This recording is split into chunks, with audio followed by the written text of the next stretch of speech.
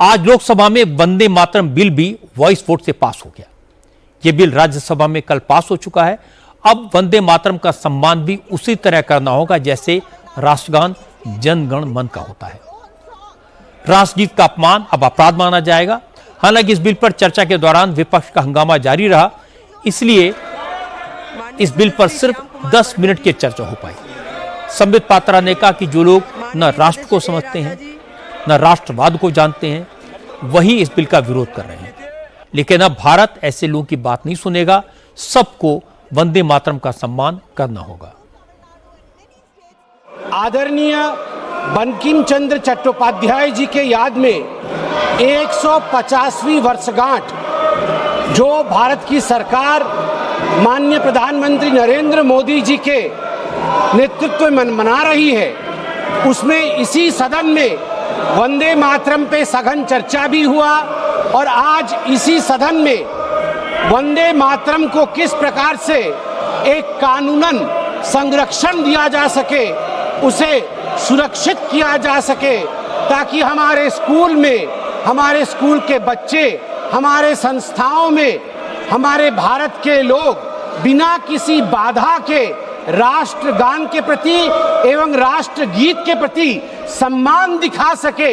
आज इसका एक बहुत बड़ा दिन मुझे बड़े दुख के साथ कहना पड़ रहा है कि जब इतने बड़े बिल पे चर्चा हो रही है तो आप हाउस की परिस्थिति देखिए। जो राष्ट्र को समझ नहीं रहे हैं वो आज यहां आवाज कर रहे हैं।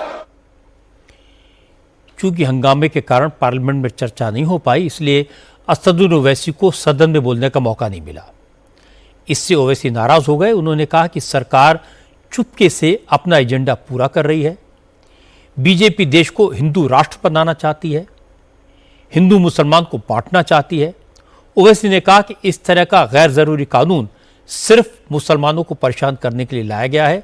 मुसलमान इस कानून को किसी भी हाल में स्वीकार नहीं करेगा।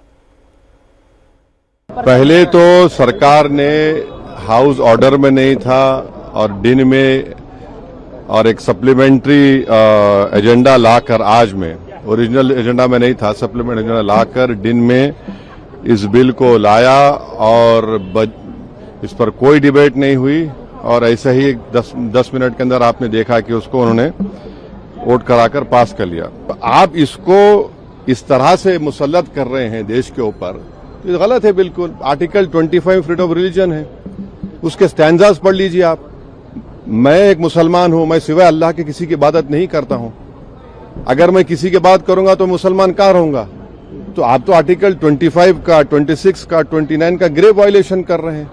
तो ये सब मकसद एक ही है कि इस देश को एक हिंदू थियोक्रेटिक कंट्री बनाया जाए। हम इसकी मजम्मत करते हैं, कंडेम करते हैं और बीजू इमानुएल का जजमेंट आज भी रेलेवेंट है और कल भी रेलेवेंट रहेगा।